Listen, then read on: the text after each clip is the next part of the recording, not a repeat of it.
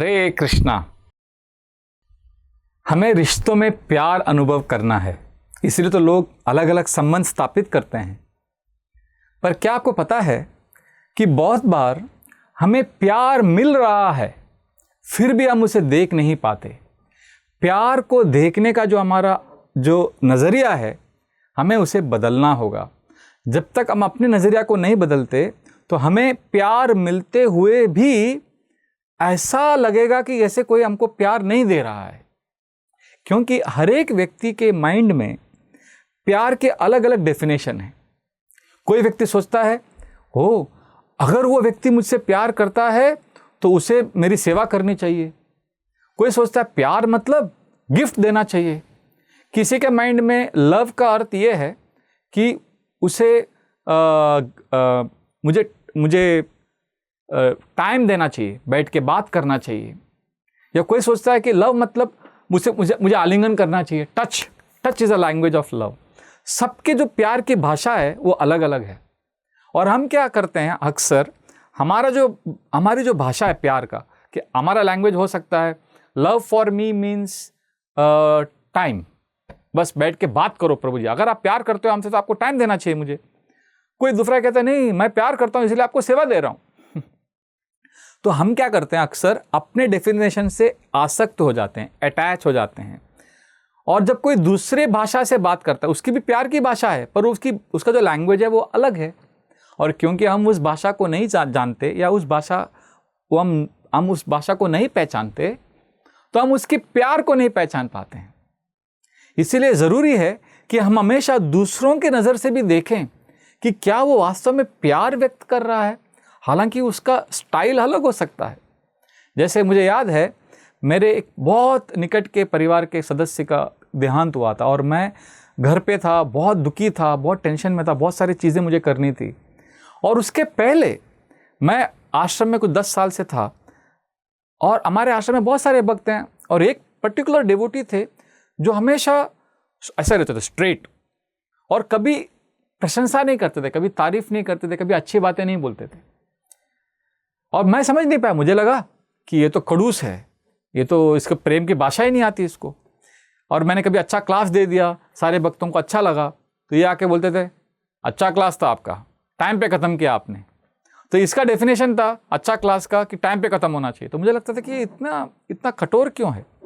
वास्तव में वो कठोर नहीं था, उसका स्टाइल था वो।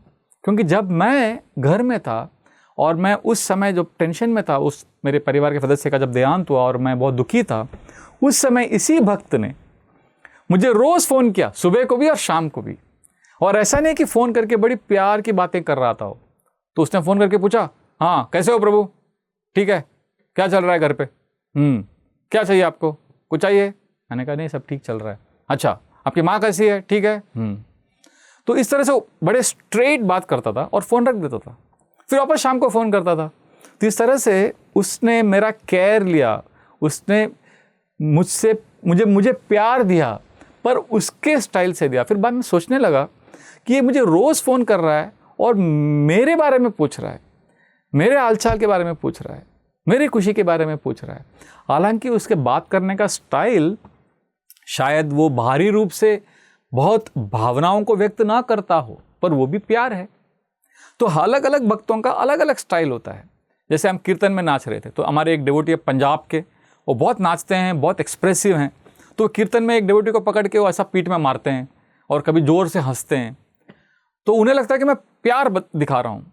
और एक दूसरे डिवोटी जो साउथ इंडिया के हैं, एकदम ब्राह्मण परिवार के हैं, बहुत कंजर्वेटिव परिवार से बड़े हुए हैं, तो उन्हें ऐसा शोर और उन्हें इस तरह से जो नाचना गाना वो सब अच्छा नहीं लगता। तो वो कीर्तन में वो बड़े पीछे खड़े रहते हैं। तो ये जो पंजाबी डिवोटी है, ये साउथ इंडियन डिवोटी को पकड़ के कीर्तन में खींचता है और ये साउथ इंडियन डिवोटी को लगता है कि ये कितना अहंकार है इसमें, और ये पंजाब के डिवोटी को लगता है कि ये कितना स्नॉबिश है, अकेला अकेला रहता है। तो दोनों में तनाव हो गया।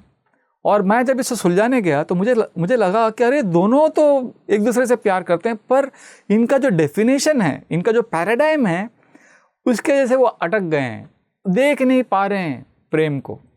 तो हमारे ऐसे बहुत सारे भक्त होते हैं। जैसे जब मैं हरे कृष्णा मंदिर में मैंने जब ज्वाइन किया तो हमारे मंदिर में एक डिवोटी थे जिनसे मैं हमेशा डरता था और मुझे लोगों ने भी कहा था कि इनसे हमेशा दूर रहना। तो हमेशा ऐसा रहते थे, स्ट्रेट ऐसा। प्रभु जी हमेशा ऐसा दिखते थे, गुस्से से दिखते थे। तो हम लोग मजाक करते थे आश्रम में कि बॉम्बे में जब कोई बच्चा रोता है तो उसकी माँ कहती है सो जा बेटा, नहीं तो ये प्रभु जी आ जाएंगे। इस तरह से हम लोगों को मजाक करते थे प्रभु जी का, हमेशा स्ट्रिक्ट रहते थे। पर एक दिन मुझे इधर गर्दन में स्पॉन्डिलाइटिस का प्रॉब्लम हुआ और मैं अपने लॉकर के ऊपर बैठा था।